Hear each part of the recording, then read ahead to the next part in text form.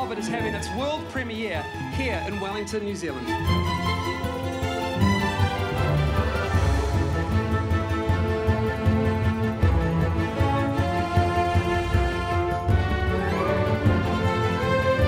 Once you're on set, you have a big job to do. You know, we were shooting for 18 months, huge logistics all around New Zealand. But fortunately we had an incredible crew, great support behind us. But shooting the movie is always the hardest part.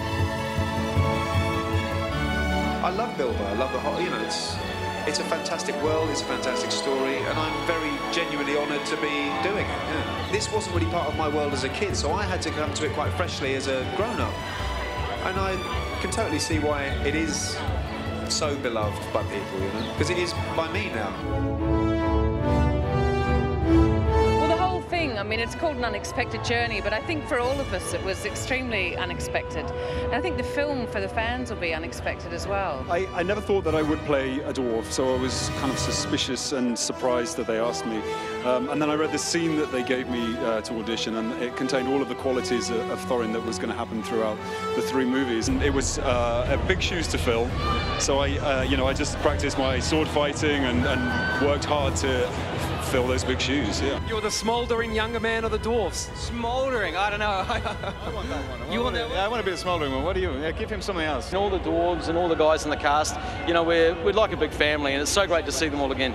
Well, what's interesting in the film and in the book, of course, the dwarves go on this journey, but we as actors were doing the same thing. I'm actually the odd one out because I have an orc axe buried in my forehead.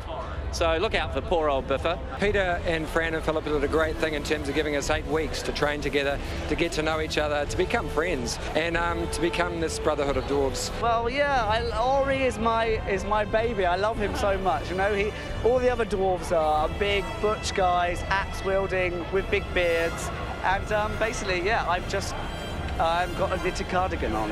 I'm running about inside my higgledy-piggledy house, and it was just, I was given this amazing freedom to improvise. Being somewhat older than some of them, I did find it a little difficult to keep up with them sometimes, you know, especially wearing huge costumes. It was a bit hot, it was a bit heavy, and if they said, sorry, we've got to start again tomorrow, I would do it.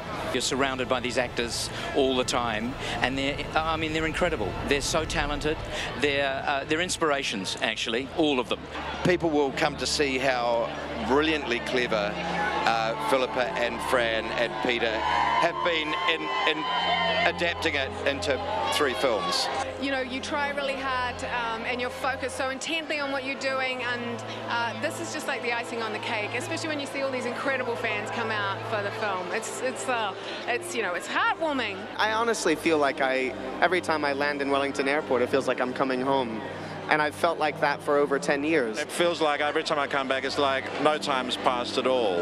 And even though 10, 12 years have gone by, it feels like it's, you know, nothing's changed in some ways. And yet what he's doing with the films has grown and grown and grown each time. So it's always a real pleasure and a thrill to come back. What was your favourite part of the film that you're in? Can you give anything away? That I'm in? Yeah. The killing. Now tell me, what was it like doing Gollum again? Actually, the first day, it was like I was going through, I thought I was being Gollum, but I realised that actually somewhere in the back of my mind, perhaps I was actually doing an impersonation of thousands of people's impersonations of Gollum. It was quite weird, but then acting against Martin, you know, very quickly we got into it. What can I say? Well, precious, you can say it's nice to be back, isn't it? Yes.